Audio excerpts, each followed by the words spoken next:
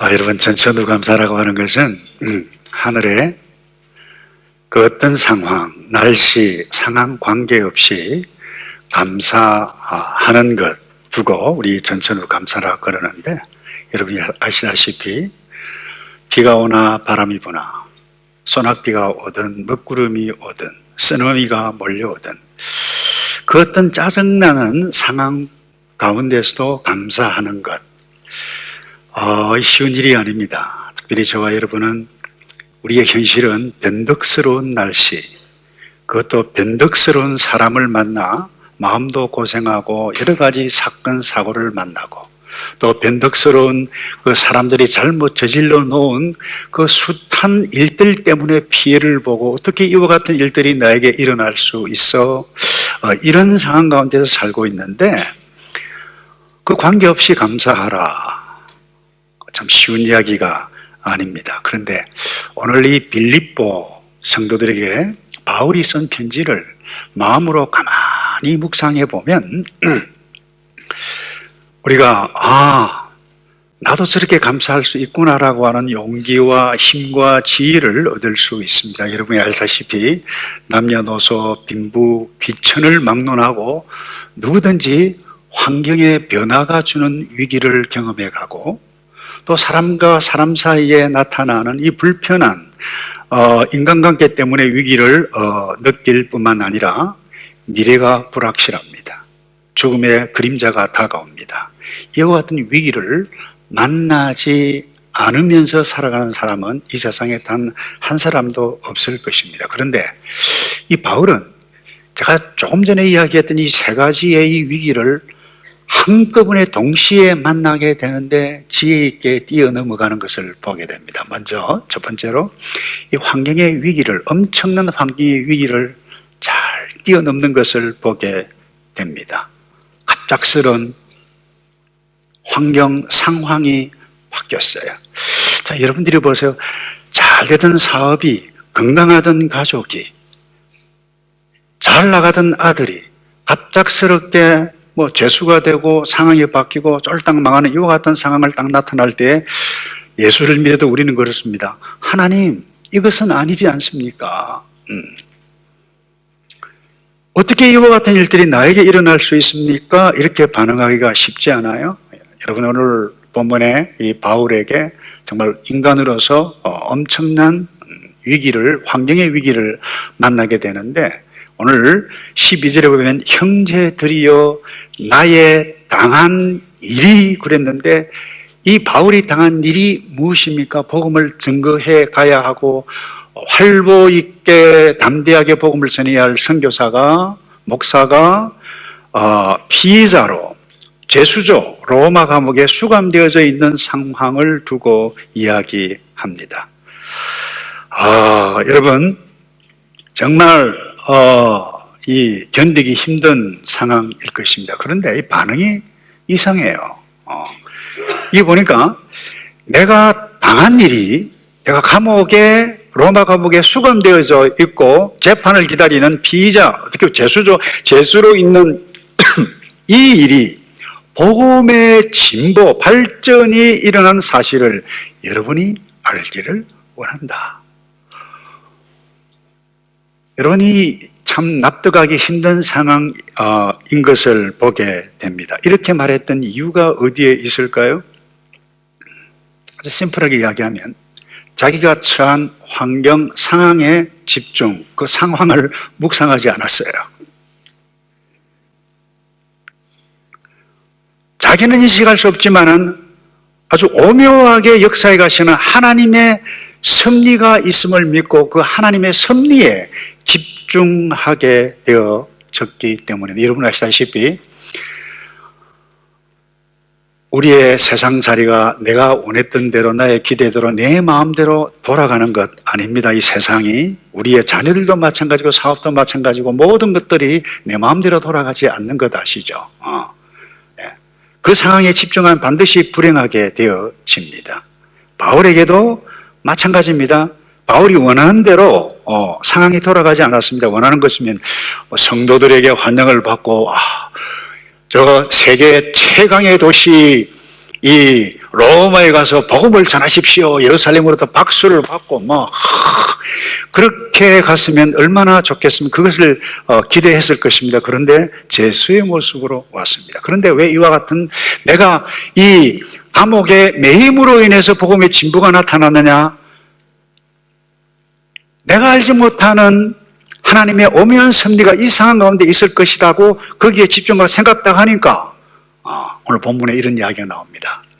자기가 이 바울이 감옥 속에 있다라고 하는 사실 때문에 군인들 친이 됩니다. 한국으로 이야기하면 수도경비사령부 비슷해요. 이 사람들 사이에 글쎄 저 바울이 유대인의 미움을 받아서 여기까지 왔대. 재판받으러 왔대. 참 안 됐어. 이 정도가 아니라 근데 왜 왔지? 예수 그리스도 복음 전하다가 여기까지 밀려왔대. 이 정도가 아니라 그 가운데 있는 군인들이 예수 그리스도를 믿게 되어졌다라고 하는 일들을 발견하고 무릎을 딱 치면서 하나님, 내가 여기에 매여 있지만 이와 같은 일들이 일어나지 않았습니까? 여러분 보통 사실 어느 정도 보통 사람들이 일반적으로 이와 같은 일들이 일어나고 내가 어쩌다 이렇게 재수 신자가 되어졌지? 헛웃음을 터뜨리며 참 말이 안 나온다 말이 안 나와. 이와 같은 상황이었을 것입니다. 뿐만 아니라 이제 나의 시대는 저물어 가는구나. 끝났다. 여기까지인가 보다라고 생각하기 쉬울 것입니다. 여러분 나의 행복만을 위해서 살아가는 사람 대부분이 그렇죠. 근데 나의 행복만을 위해서 살아가는 사람은 환경에 놀이개감이 되고 맙니다. 사업 잘 되고 자녀들 잘 되고 결혼도 잘하고 그야말로 모든 것이 잘 나가게 되시면 와 감사합니다. 근데 모든 것들이 안 돼요. 사랑하는 가족이 치명적인 질병, 친척이 치명적인 질병, 사고를 만나고 어려움을 당하고 배가 부러지고 어려운 일들을 당하는 그때 풀이 죽을 수 있을 것입니다. 그런데 여러분 제가 곰곰이 생각해보니까 메시지를 준비하면서 이러고 환경이 아주 좋고 모든 것이 점점점 진보적인 좋은 환경 수준이 되어졌다고 해서 반드시 감사한다. 환경이 좋은 것과 감사의 지수가 높아간다. 저는 결코 아님을 깨달았습니다. 한국 보시면 알아요. 여러분 오늘 한국 얼마나 잘 삽니까? 50년대를 기억해서 60년대를 기억하고 70년대, 80년대를 여러분 한국의 생각을 해보십시오. 그 비교해서 오늘날 한번 보십시오. 얼마나 잘 삽니까? 환경의 경제의 수준이, 문화의 수준이 세계를 지배해가고 있어. K-팝 보세요. 그런데 이상한 것은 불행지수, 불쾌지수는 최고의 극을 달려가고 있습니다. 이것 보면 감사하는 것과 환경이 좋다라고 하는 것과 비례한다, 아닐 수 있다는 것입니다. 더 정확하게 이야기하면 내가 그 어떤 일들을 만날 때 감사하는 것은 하나의 감사하는 태도, 성품이 아니라 우리의 정체성과 관계에 있습니다. 그래서 영국의 신학자 유명한 가스리라고 하는 분이 있습니다. 이분이 이런 이야기를 했습니다. 예수 믿는 사람의 특징, 예수 믿으면 성령 하나님의 도우심으로 예수를 믿게 됩니다. 예수가 믿으시는 거죠. 그래서 예수를 믿는 이 사람들은 감사하며 사는 삶이라고 딱 정의를 하면서 이렇게 설명을 했어요. 하나님께서 온 세상을 창조하신 것과 지금도 창조하시는 그것을 운행하시는 것과 그 다음에 나 자신이 구원받은 것을 감사하는데 그것도 예수 그리스도를 통해서 감사하는 것이다. 무슨 말입니까? 상황에 관계없이 예수 믿으면 예수 믿는 정체, 성도라고 하는 정체성을 가지고 있는 사람을 만나고요 감사할 수 있다라고 하는 사실을 선명하게 이 가스리가 이야기를 하고 있습니다. 이 감사하느냐 못하느냐 이 부분은 내가 잘 나가느냐 못 나가느냐 이와 같은 문제가 아니라 내가 어떤 존재냐, 나의 정체가 무엇이냐, 내가 성도냐, 성령 하나님의 인도하심을 받고 살아가느냐, 상황과 관계없이 나의 정체성 때문에 감사할 수 있다. 우리 1부에서도 장로님께서 2부에서도 여러분 잘 살기 위해서 좋은 학년까지 왔는데 모든 사람이 다 성공합니까? 열심히 일을 하다가 이미 한 줌의 흙으로 돌아간 사람도 많아요. 예수 믿는데도 불구하고. 근데 다니엘은 하나님 믿는 믿음 때문에 감옥에 갇혔어요. 전지전능하신 하나님께서 나를 반드시 구하실 것이다. 그 다음에 뭐라고 해요? 그리 아니하실지라도 나는 결단코 저 신상 앞에, 다니엘과 세 친구들은 그와 같은 고백을 했어요. 여러분, 이와 같은 믿음의 신앙의 선배들 뿐만 아니라 특별히 오늘 감옥 안에서 편지를 썼던 바울을 보세요. 오묘하신 그 하나님의 놀라우신 섭리를 바라보고 로마에 있는 성도들이 그렇게 편지를 했습니다. 우리가 안다 알거니와 하나님을 사랑하는 자, 곧 그 뜻대로 부르심을 입은 자들에게는 모든 것이 합력하여 무엇을 이룬다고요? 선을 이루느니라. 한번 따라서 합시다. 하나님을 사랑하는 자. 여러분들이 그 어떤 상황을 만나더라도 어떤 자요? 하나님을 사랑하는 자. 이 말은 하나님을 아는 성도, 하나님의 오묘하신 그 섭리에 집중해 가며 하나님을 사랑하는 자에게는 모든 것이 합력하여 우리를 선으로 이끌어, 아니 가장 좋은 선, 구원으로 이끌어 가시는 하나님. 근데 여러분, 역으로 하나님을 사랑하지 않는데 감사할 수 없어요. 하나님을 사랑하지 않냐고 곁길로 역행해 가는 사람에게 합력해서 선으로 나타날 수가 없습니다. 하나님을 사랑하는 주의 백성으로 살아가기를 주님의 이름으로 축복합니다. 그때 상황에 관계없이 하나님을 감사할 수 있어요. 둘째요, 이 바울은 사람과 사람 사이에 불편한 인간관계를 실제적으로 경험하게 되어집니다. 여러분, 우리가 아무리 환경이 좋고 훌륭한 저택, 그야말로 멋있는 식탁에서 멋있는 맛있는 음식을 먹고 그리고 건강식품을 차곡차곡 쌓아놓고 산다 하더라도 가족 사이에, 아니 사람과 사람 사이에 불편한 관계가 되어지면 밥맛 있어요? 밥맛이 없습니다. 잠이 오지 않습니다. 근데 중요한 것은 이 땅에 살아가는 사람들 가운데 우리가 예배를 드리는 하나님의 백성임에도 불구하고 한껍질 벗겨보면 사정이 없는 사람이 한 사람도 없어요. 근데 어떤 분이 사연이 없는 분이 있다고 그러더라고요. 노사연 씨라고. 신실한 크리스찬입니다. 사연이 많은 분이에요. 남편 때문에 고생한 것, 간증하는 것을 제가 들었어요. 노사연이라고 해서 이름이 노사연이지 사연이 없는 사람이 없어요. 예수를 믿어도 마찬가지입니다. 근데 말이죠, 우리가 무엇 때문에 사연을 만들고 무엇 때문에 우리가 불편한 인간관계 갈등을 누리게 되어집니까? 어제 그 어떤 일 때문에, 어제 그 어떤 사건 때문에, 이해관계 때문에, 어제 했던 그 말 때문에. 근데 이 갈등은요, 멀리 있는 사람과 하지를 않습니다. 가까이 있는 사람이에요. 부모 자식 간이에요. 형제 자매 간이에요. 함께 신앙생활하고 있는 목장 식구 안에서, 교회 안에서 갈등을 하잖아요. 저 멀리 있는 사람과 결코 하는 부분이 아닙니다. 이 배우자일 수 있습니다. 그때 어떻게 하시겠습니까? 떠나시겠습니까? 배우자를 떠나고 가정을 떠나고 목장을 떠나고 교회를 떠나고 떠나시겠습니까? 떠난 분도 있어요. 그래서 행복했습니까, 여러분? 정말 행복했나요?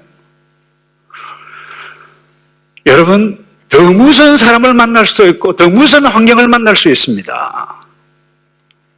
불행하게도 이 사도 바울에게도 이와 같은 불편한 인간관계가 감옥 속에 자기가 어찌할 수 없는 상황 가운데 소문을 들었어요.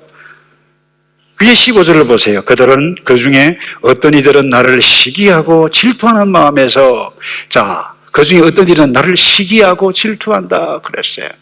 학자들에 의하면 이들이 누군가,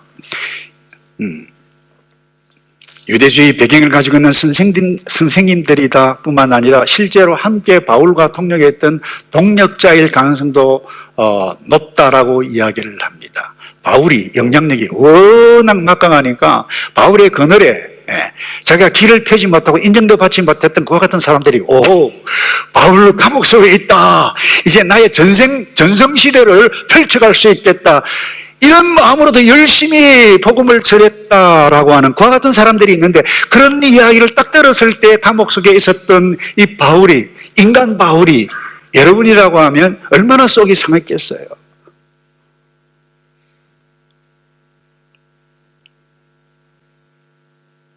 그런 바울이 이런 고백을 합니다. 쉬운 성경에 이런 말씀이, 하지만 그들이 내 마음을 속상하게 한다 해도 개의치 않습니다. 그래서 그들이 어떤 마음으로 전하든지 간에 중요한 것은 바로 그리스도가 전파되고 있다는 사실입니다. 그를 바울 자신을 움직이고 있었던 중요한 핵심 가치가 여기에 있습니다. 지난주까지 우리 함께 나누었던 부분이 이 부분이에요. 한 사람이라도 더 예수 그리스도 안에서 사람을 얻는 것이, 바울이 젊었을 시절에 부활하신 예수 그리스도로부터 만나서 받았던 사명이에요. 이방인에 가서 복음을 선거하라. 그가 왜 텐트 수선을 하고 왜 텐트를 만들었습니까? 이 일을 하기 위해서입니다. 그가 왜 가르침을 하고 설교도 했습니까? 철학자들과 논쟁을 했던 이유가 어디에 있습니까? 바로 예수 그리스도가 그 사람들에게, 예수 믿을 사람들에게 증거되는 것이었다라고 하는 사실. 그래서 저 사람들이 나와 동역자이든 동역자 아니건 내 가슴에 빗을 꼽는 것 같은 말을 한다 할지라도 그들이 나 때문에 열심히 전도하고 사람을 얻는 예수 그리스도를 증거하는 그 일에 있다고 하면 내가 감사가 아니라 뛰어넘어서 이 일 기뻐하고 기뻐하지 않아야 되겠는가? 18절 마지막 부분에. 그렇지만 어떻습니까? 가식으로 하든 진실로 하든 전파되는 것은 그리스도니 나는 이것으로 인해 기뻐하고 또 기뻐할 것입니다. 그리고 우리가 무엇 때문에 슬퍼합니까? 무엇 때문에 기가 죽습니까? 비교하다 보니까 자존심이 상하는 거예요.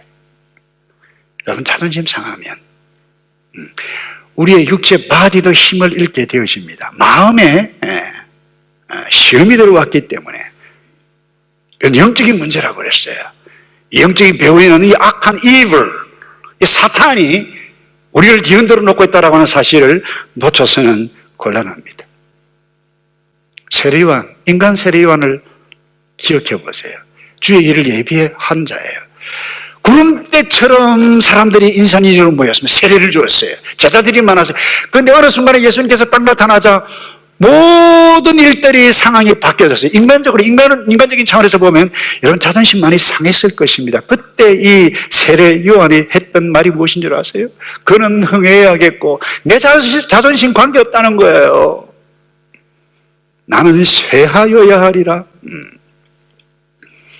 그가 세례 요한의 사명이고 우리의 사명일 줄 믿습니다. 우리가 때로는 자존심이 상하고 불편함을 많이 느낀다 할지라도 여러분 오늘 여기에 초점을 두지 아니하면 우리는 감사를 성도로서 행해갈 수가 없다라고 하는 사실. 때로는 어른들에게 핍박을 당하고 배우자에게 세름을 당하고 여러 가지 어림을 당한다 할지라도 내가 하나님의 사랑이 여기에 있는데 이 사랑을 받은 이 믿음의 사람으로서 내가 드러내는 여기에 집중하겠다. 여기에 딱 집중하면요 뛰어넘을 수 있어요.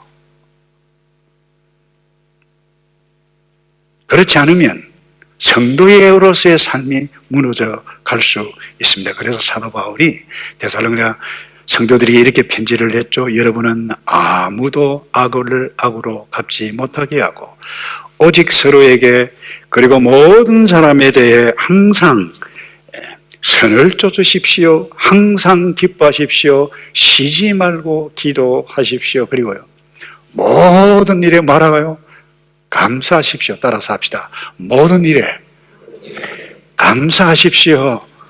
한 번 더요. 모든 일에 감사하겠습니다.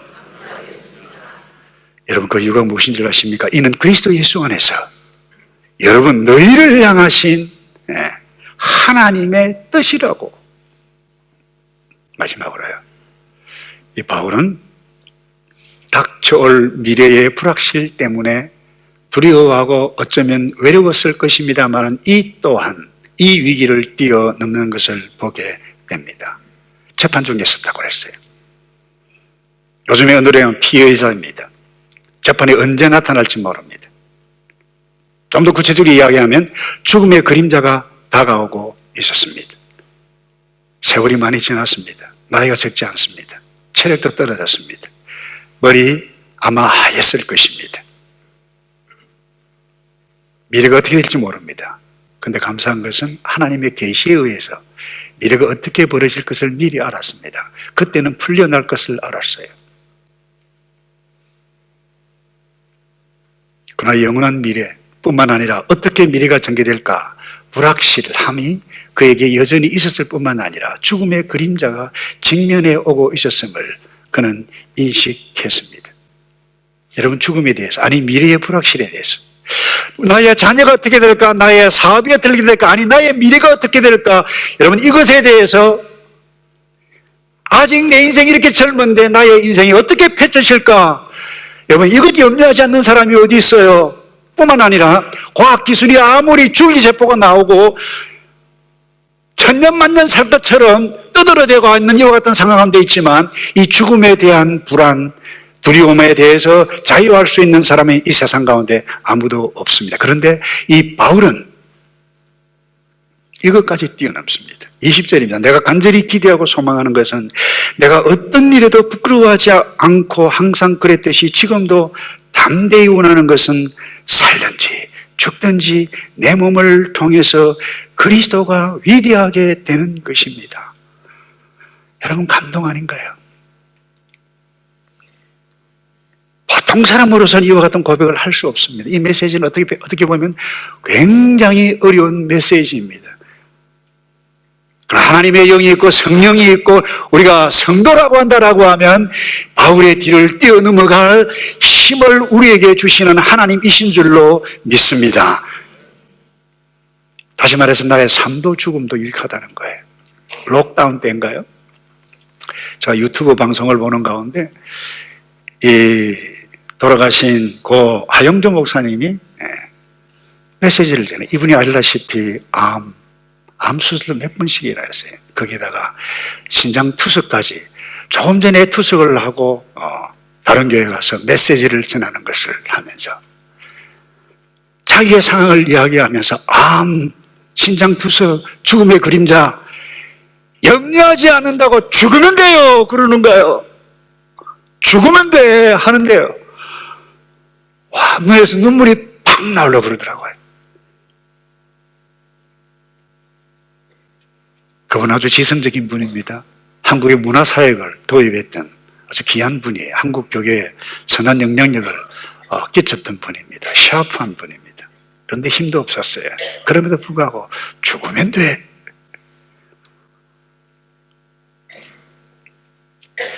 여러분, 인간 우리의 신앙의 선배들, 목사님들 왜 두려움이 없었겠습니까? 그런데 이겼던, 그와 같은 모든 것들을 이길 수 있었던 이유가 어디에 있습니까?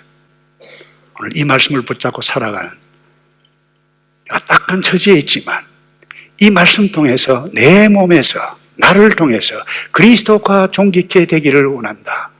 이것 순종하며 살았던, 몸부림치는 모습이었기 때문 아닌가요? 우리 지난주 특별 새벽 기도회 때 세드백 처치를 담임하시는 릭 웨런 목사님의 설교이자 간증을 우리는 들었습니다. 사랑하는 아들이 있습니다. 심각한 우울증에 걸렸어요. 자살 충동까지 몇 번씩이나 느꼈던 그 아들이었습니다. 그런데 어느 날 문자도 전화도 오지 않아서 불안했던 이 릭 웨런 목사님의 부부, 하나님, 최악의 상황이 일어나지 않기를 기도하는 마음으로 집에 갔어요. 초인종을 눌렀어요. 반응이 없었어요. 경찰을 불렀어요. 경찰이 문을 따고 들어갔어요. 사랑하는 아들은 죽었어요. 부부가 엉엉 부둥켜하면서 엉엉 울었어요. 여러분, 만약에 일반적으로 이와 같은 일들이 한국에서 일어났다. 와, 목사 아들 자살했대. 끝났지 뭐. 이럴 수 있었을 것입니다. 레겔은 목사님 부부 충격을 받았습니다. 슬펐습니다. 자기가 할 수 있는 일이 없었어요. 그런 가운데 하나님께서 수개월이 지나서 마음을 타치해 주셨어요. 우리의 모든 인생의 참된 소망이 뭐냐? 참된 소망에 대해서 글을 쓰기로 결심했다는 거예요. 뿐만 아닙니다. 참된 소망을 부리는 세계를 향해서 빅 미니스트리를 시작했다라고 하는 말을 듣고 제가 울었어요. 우리 성도들도 적지 않은 사람들이 울었을 거예요. 여러분, 이 땅에 살아가는 동안 이런 일들이 우리 모두에게 일어날 수 있을 것입니다. 그때 내가 무엇을 하든지 어떤 상황에 처하든지 내 몸에서 그리스도만 위대하게 드러나게 되기를 원한다라고 하면 거기에 집중하며 살 때에 그 어떤 상황에 관계없이 감사하며 살아갈 수 있을 것입니다. 그런데 나의 행복에만 초점에 두면 감사할 수 없어요. 내가 처한 상황에만 집중하게 되어지면 결코 감사할 수 없을 것입니다. 그러나 나를 성도로 부르신 그 하나님, 지금 기가 막힌 상황이지만 오묘하신 하나님의 섭리가 반드시 여기에 있다. 하나님을 사랑하는 자, 곧 그 뜻대로 부르심을 입은 자들에게는 모든 것이 합력하여 선을 이루게 하실 하늘에 계신 전지전능하신 아버지, 그 하나님이 나의 아버지요 나의 하나님이심을 믿고 내가 이 하나님을 믿음으로 그 어떤 상황 가운데서라도 내가 믿음으로 살겠다고 고백하며 승리해 가시는 남은 생애 되기를 축복합니다. 기도하겠습니다. 예수님, 이 땅에 사는 것 자체가 고통이고 어려움일 수 있지만 내가 성도이기에 지금 죽어도 천국에 들어갈 하나님의 백성이기에 나를 통해서 예수 그리스도가 존귀케 되어지는 이 일에 집중하며 돈을 벌며 사람을 만나며 그렇게 살아가는 믿음의 사람, 믿음으로 살아가도록 우리 모두를 축복해 주시옵소서. 예수 그리스도의 이름으로 기도합니다. 아멘.